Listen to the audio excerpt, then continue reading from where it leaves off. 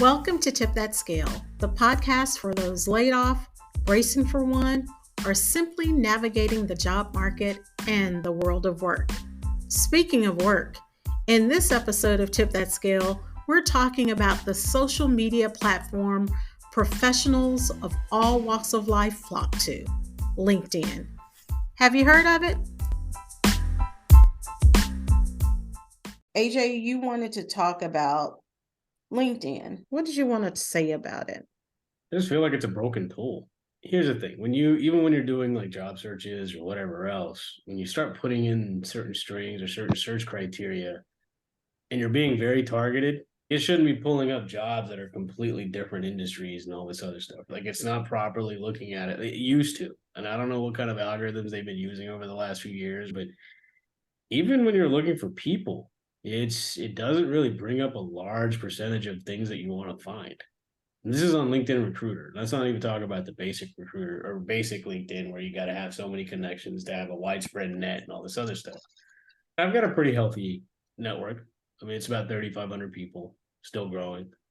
I just feel like the algorithms are broken. It's turned more into, I don't even know if I'd call it a networking tool because even now when I'm reaching out in the job searching front, 99% of the people don't even respond, even if it's the job that they have or even the people above them. I think one of the biggest misconceptions, and there was somebody that made a big post about it, and she's a recruiter. You can network all you want, but if you're not qualified, you're not going to get the job. Just in my experience with what I've had with LinkedIn, like I've reached out to so many people. And these in-mails cost us money. We had to pay a monthly subscription. There's only a set limited amount of people that you can reach out to. And after that, you just hope to God that they connect with you. Probability is still very low. It's just not happening. I just feel like there's a better way of being able to connect with the organizations that you want to work with. And now they brought out this new feature that if you're interested in a company, hit I'm interested. But they keep bringing out these feature sets, but they're not training anybody on them, even their customers. Or when they do a change in the algorithm for searches and things like that, they don't tell anybody that they're doing these changes. It's very similar to the ATS. If you don't know how that ATS is configured, how are you supposed to properly use it to get what you want? I feel like it's a broken tool that's just feature upon feature upon feature, but there's no rhyme or reason to be able to properly use it. Rowan, what are your thoughts? I mean, I recognize what AJ's talking about it in terms of when you put an inquiry out, whether it be criteria for a job search or especially for that area right now, it has expanded to where you get a lot of stuff back that doesn't fit your criteria. I don't know if that's because there are fewer jobs and they're just saying, okay, we don't have X amount of those, so we're going to show you all these that are, maybe even somewhere in the universe within that. So it has gotten, you do have to filter through a lot more stuff that your filters should have ruled out. And I don't know if that's the reason or what, but yeah, I think their filters are Yeah, like talk about booleans for 1 second, right? Like I'm very advanced with boolean strings. I've made sure that I stayed up to date with that because yeah, you can do keyword searches, but it doesn't fully search everything that's on there. But when you're doing a boolean string, it searches the whole page. It'll pull up like let's just say I'm looking for manager of talent acquisition or recruiting manager or whatever. It starts pulling up stuff that's completely so far out that it's just like you start seeing stuff for like comptrollers and it's so much noise. And then when you look at it, you wake up in the morning, 1,000 new jobs, and you get excited, and then you get on there and be like, there's actually only two. Where do these other 998 jobs come from? It has been returning a lot more junk. Not related. I don't know if that's the reason they've just expanded the boundaries to give you more and make it look like, it's like Christmas time when you go in, you got the big box and you open it up and it's a little bitty thing in it, right? You felt like, oh my God, I've got this great big thing in there. It's gonna be cool. And as a kid, then your parents play a trick on you, get down to it, and it's just a little bitty box. Or like an Amazon package, it comes in the big box and there's something smaller. Is it on the LinkedIn search feature and the way that's set up, or is it also on the side of the companies that are posting jobs and how they are going in and selecting the different criteria, feels relevant information to that job post so that it can be seen? I know a lot of companies want their jobs to be seen regardless. And it's interesting that they will maybe categorize it, let's say categorize it under I'll use diversity, equity, and inclusion is a good example. I conduct a search for the keyword diversity. It will pull up not just diversity in the title, but pull up any job postings that have diversity as a key component under responsibility, as a part of the company summary as well. Are you seeing it that it's more on the way LinkedIn has it set up, or is it a company issue? And we talked about this on the ATS episode. Are they doing their due diligence about the process and looking at the job description and job posting and making sure that it's relevant to the way people will be searching? I think it could be both, but I think it's more on LinkedIn's search feature more than anything else, because when you do a Boolean string, you can pair words together. So let's just say you're looking at diversity, equity, and inclusion. You pair all three of these words together, and you're saying, if it doesn't have this sentence structure or this word structure together like this, don't pull it up. It'll still pull it up. Sometimes you look up something simple like talent acquisition. There's nothing in that job description for some of the stuff that it's pulling up that has anything to do with talent acquisition. That's right? true. Or it'll pull up acquisitions and mergers. I feel like it's not a very smart search feature. Think about how LinkedIn charges companies. Yeah. It's charging organizations based on the number of clicks to their job. So what I think it's doing is okay, let me just throw out as many things as I can so I can charge these organizations more. I get it. It's a tactic, but does that necessarily make it a good tactic or an ethical tactic? Yeah. I don't think that would fall in the ethical pattern at all. And eventually that's something that'll come out in the wash if that is the case. But if you think Which about it, that's what it looks like it's doing. it does. It does look that way. Yeah, that'll be interesting to see how that plays out. But I can't imagine companies are putting, with the volume they're getting hit with right now, they're putting things out there that would expand their replies to even more unqualified people. So I just can't imagine the companies would expand it But right now. Maybe before, when there's a Yeah. shortage, but not now. I was saying that because I don't know that when we've talked about this before, that they're even going back to look at their job descriptions, to look at their postings. They're still doing the same thing the same way without going back to say, well, does this structure, the way the information we're putting out there, does it really make sense? And we've talked about smaller recruiting teams who may not have the time to go back and look at the process, look at everything that they're doing. So that's the reason I brought that up. This is something I want you guys to think about. LinkedIn is owned by Microsoft. Microsoft has a huge holding within OpenAI, which is also the creator of ChatGPT, DALL-E 4, and all this other stuff. They've already started incorporating ChatGPT, which is a cognitive search, cognitive learning model, into things like Excel and PowerPoint and do all these other things to compete with these other AI tools like Canva and all this other stuff that's out there. If they were to incorporate ChatGPT into LinkedIn, how much of their business model would fall? Because this thing is very accurate and very responsive. So let's just say you take ChatGPT search feature or the question asking ability and you throw it into LinkedIn search. How accurate do you think it's going to start becoming? I guess the question I'm having is what they're doing, is it purposeful based on what their own business needs and business model is, or is it really just a bunch of people that don't understand how job searches work?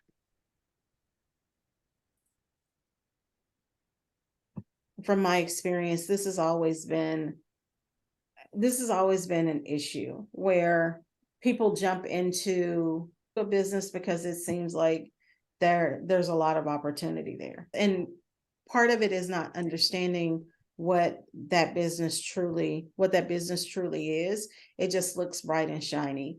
And thinking about the new feature that they have, letting companies know that you're interested in that company. There's nothing available, but I want to say that I'm interested. I did have a little bit of pause to that. I thought about that feature and I said, what's the benefit of it? There's a supposed benefit to the company, but not necessarily. If the company has jobs and they're posting jobs, it may not be as much of a benefit. But then I was thinking about it from the standpoint of putting on my marketing hat, putting on my data gathering hat. If you have 50 people who have gone in and they've selected the companies that they're highly interested in, what's the benefit of that data?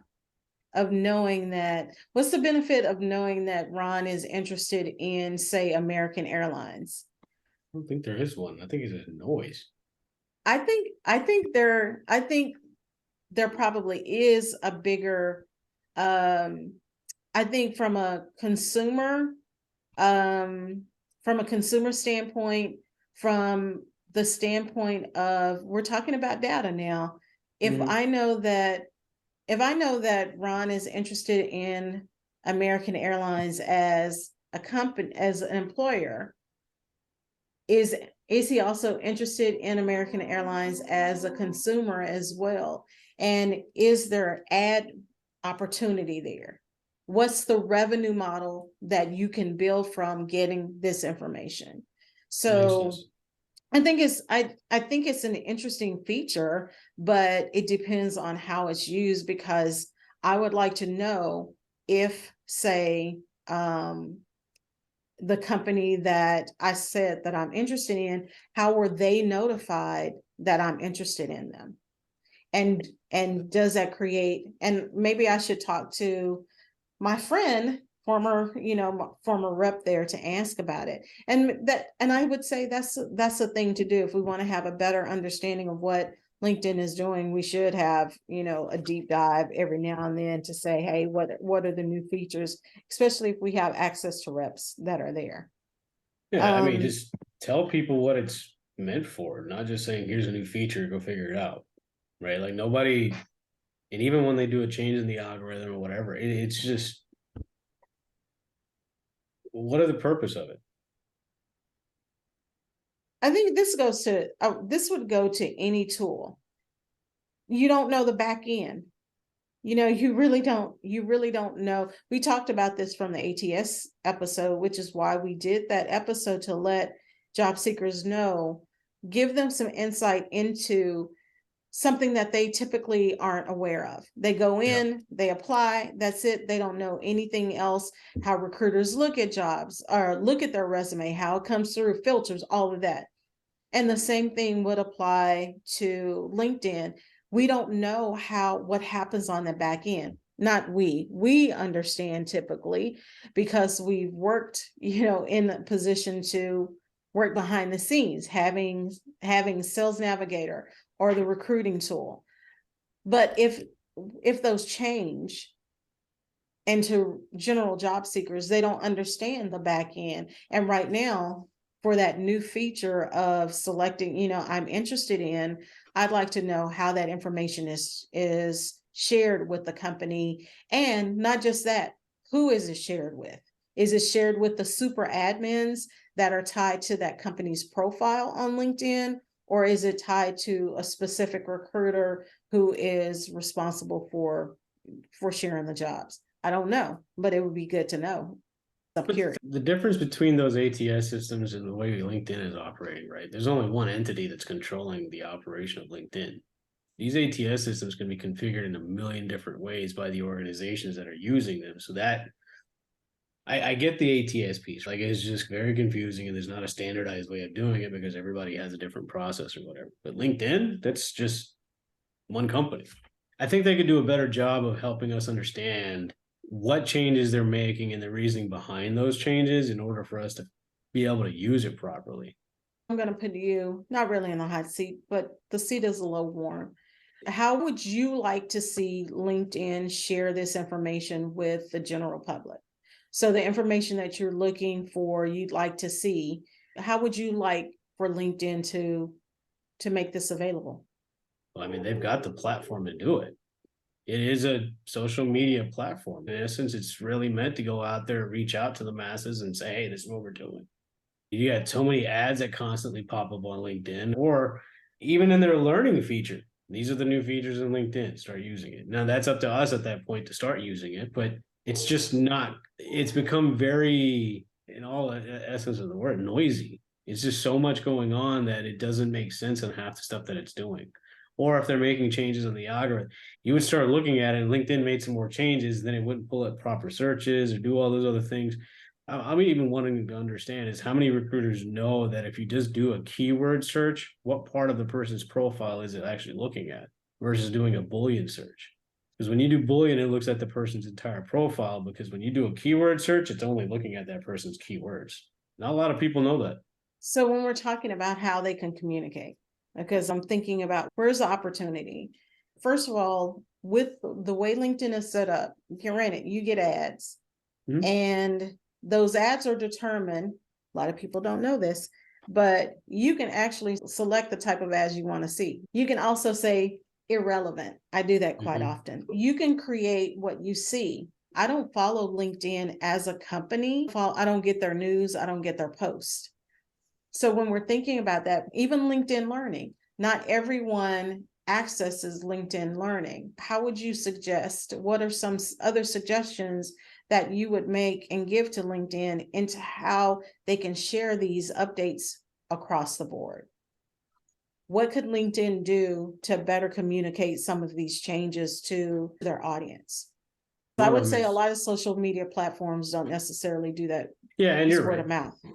Exactly. Just like YouTube, its algorithms are kind of wonky. You don't even know sometimes when your videos, like how they're getting viewed or how that it moves up into the ranking. It's 100% true. And you got to like figure it out in order for you to use it properly. But a platform like LinkedIn, see, here's the difference. There's literally two groups of people that don't necessarily care how LinkedIn's working as long as they can put a message out and blah, there it is. But then there's the professionals that actually use LinkedIn for networking, sales, recruiting, finding jobs, all of these different features. I just did a search on LinkedIn Learning for LinkedIn, and it says Learning LinkedIn. It was posted 2 weeks ago at a very beginner level. And it's all about like ad sections and creating a great profile and adding work experience, like basic stuff that it's already there. But it doesn't ever explain how the search feature is working or what it's looking for when it's looking for these types of things. It's very basic. From the standpoint of a recruiter, if you really wanted to understand how to find the best talent on LinkedIn, nothing on here. Even like finding a job on LinkedIn, there's another thing that shows up over here. It's just, this is what you do. This is where you search this thing, but it doesn't talk about what exactly is it looking at. Let's just say, for instance, you're a job seeker. A company is wanting very specific skills. And if the person that's looking for the individual, if those skills aren't listed in their keywords, it doesn't populate. There's been many times that even when I was working alongside our former team, they would just keep using the keyword searches, and I would have to retrain them and saying, stop doing that because you're getting a very limited pool of people that are coming up. LinkedIn is a great tool, but in order for it to be a tool, you need to know how to use it. Either that or is this a thing? Ryan, any thoughts? And I think it's become so much like a lot of the other social media platforms where it's as much about, especially now, people in companies just raising their hand to their own horn, right? More than the value you get out of it. It's more people just saying, hey, I'm here. Hey, I've done this. I just want you to know I'm here, right? And the same purposes that get served on the more non-business related social media platforms. And I think they tailored a lot of their functions around that to serve that purpose. Even when you apply on jobs now, if you don't specifically look, like when you apply to something, it automatically checks the box for you to automatically follow that company, right? So that helps serve a purpose to those companies. Hey, we not only are posting your jobs for you, we're helping increase your follower base. I think they're trying to figure out any way they can to show value add because probably people or companies are posting fewer jobs because there are fewer jobs. So what else can you do for us to earn, what you've got out there? And I think that's one of the things. And it's not like it's in large print. If you don't scan through there and see it, oh, I'm about to get all the stuff that comes from this company, whether I want to or not, just because you applied to the job.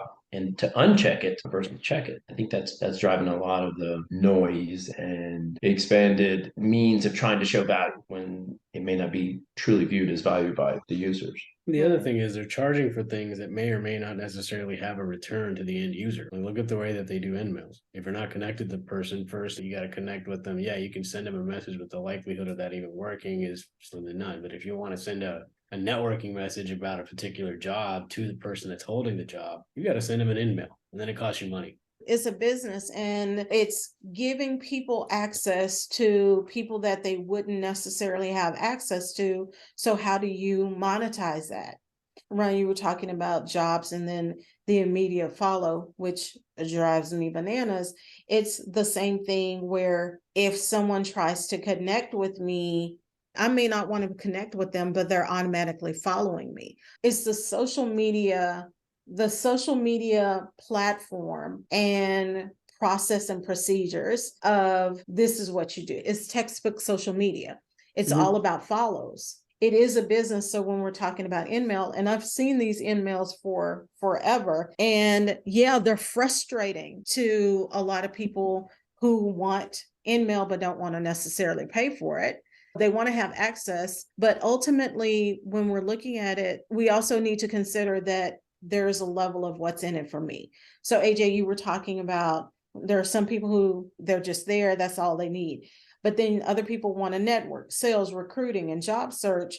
It comes down to how you use it, but why are you using it as well? So if you're job searching, leverage the site for job search that reaches the masses. What you're talking about is a higher level of, first of all, understanding of what your needs are, and then just in general understanding. For the larger public and maybe most users, they just go in and it is the bare minimum. That's all they want, and that's all they need.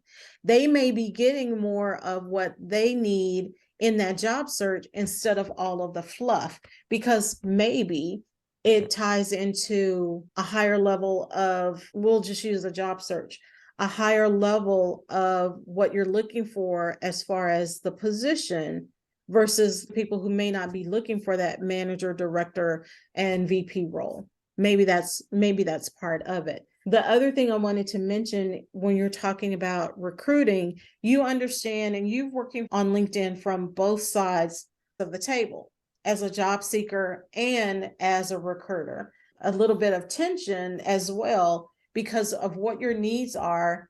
It's not providing you what you're looking for from the standpoint as a job seeker, but then it's even heightened on the other side of the table, because it's not providing you the responses that you would like to see as a recruiter. When I think about that, and this is the reason why I asked the question, how would you like LinkedIn to share it? Any consumer is in a position to make suggestions and say, have you thought about this? Because sometimes they haven't thought about it. We talked about this from the ATS episode. If you're using it, you have to continue to update it based on market changes, based on changes within the company, but then also from a user perspective.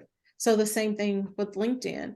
What are some of the things that you would recommend to them? Because they may not be the users of LinkedIn. They work for LinkedIn. They may not be the actual users using it the same way you do. LinkedIn has the resources in-house to be able to make these changes. They have a big recruiting team. They've got multiple companies within their umbrella. Ask the users, what would you want to see? And when they do put out a new feature set, let's just say, even if it's from the company standpoint to get more followers, have the rep talk to their clients saying, hey, look, this is the new stuff that's coming out. This is how you use it up properly. And then when you do put out a new feature set, take that feature set to your client and say, hey, this is what it's doing. This is how it's working. Every time somebody applies to one of your jobs and creates a follower, this is what it's doing to get your advertising out. Every time you put a message out, boom, there's more people that are going to see it. Awesome. Talk to your clients. Tell them what the changes and the feature sets you've made, what those features are doing.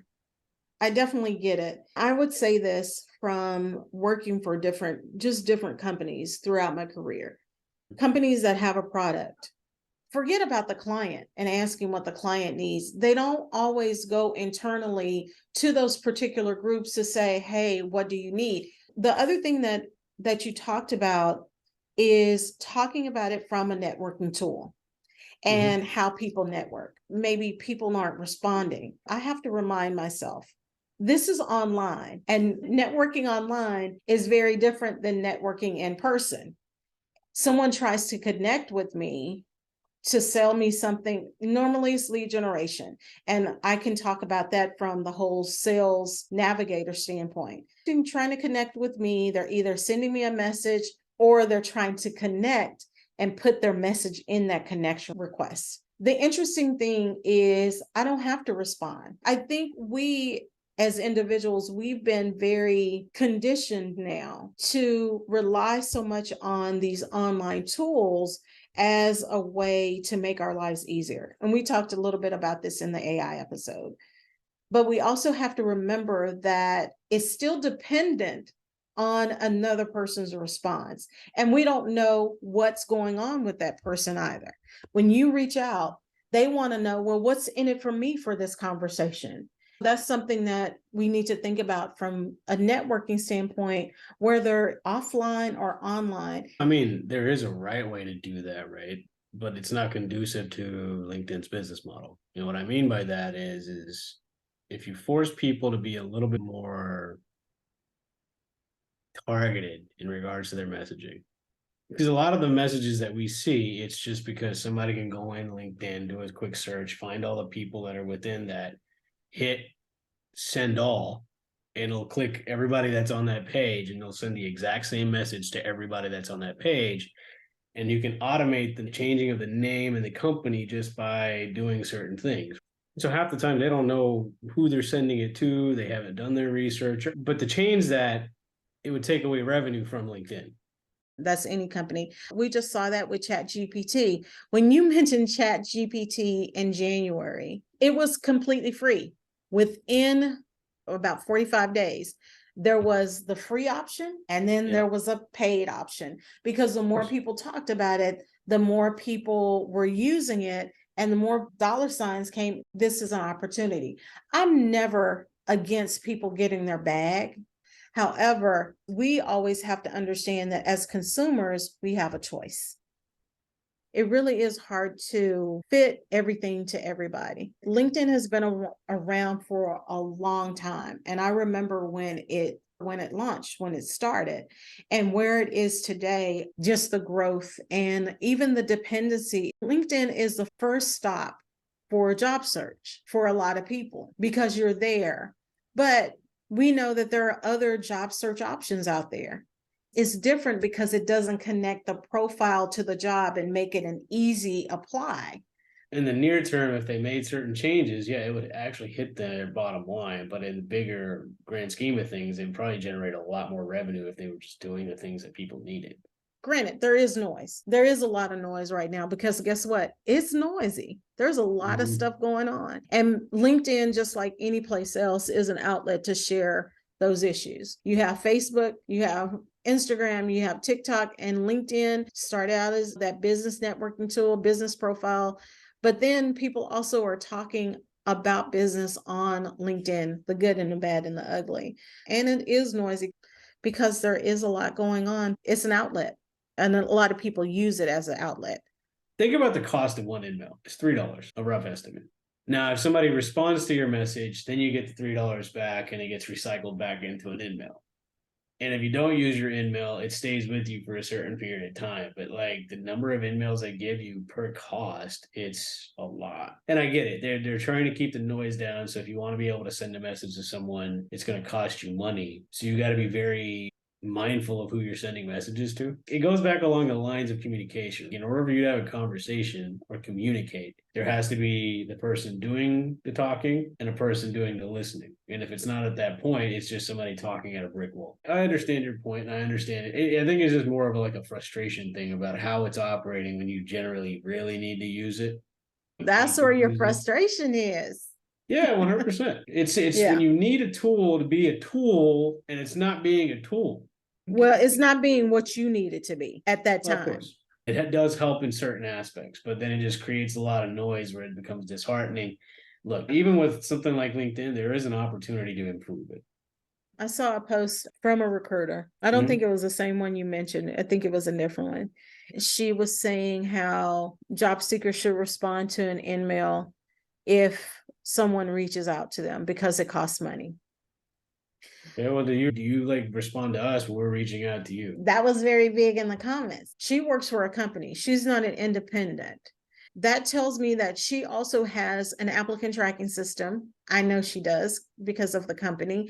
She has an applicant tracking system. She also has a talent network. You're going into LinkedIn. Have you exhausted everyone that's already applied? And is your position posted? The challenge what we need it to be for what we want. Very individualistic view. I want you to respond to my email because it costs me. Okay. On the back end for a recruiter, you have access to people's email addresses. Mm-hmm. Then you don't have to worry about the email. We need to change a lot of how we think about interacting with people. I try to respond to emails, but okay, let me pull back on that. If I see it's an email coming from an individual, either looking for a job or something like that, I try to respond because I understand that $40 a month could go a long ways for them. And if I can't help them, let me at least give them their email back. If I look at that message and it's from an individual from an organization and it looks like it's just a thing that you mass pushed out, I'm not going to respond to that. What that shows me is you don't care what it's costing to do this because it's not coming out of your own pocket. I had a recruiter that reached out to me looking for a job. I've had developers reach out to me and I'll respond back saying, hey, I wish I could help you. I'm responding back in order for you to get your email credit. I'm being very open and saying, Yeah. I know how this works and I know you need this. Even if I can't help you, I will. And I know not everybody's going to do that. And I get it. I'm sure other people have frustration with LinkedIn. If LinkedIn happens to do a user survey, then respond to it because you never know what the information they're looking for that could alleviate some of the frustration that a lot of people are having. Yeah. That's all from me. I got nothing else.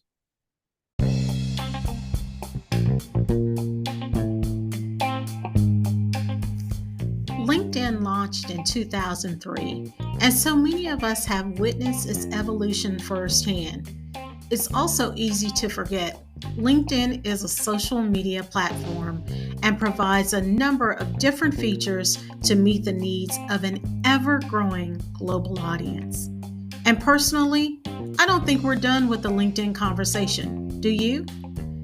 As you add a new LinkedIn post or connect with a new contact, connect with us too on Instagram and Twitter. And be sure to like, follow, and subscribe to Tip That Scale if you haven't already.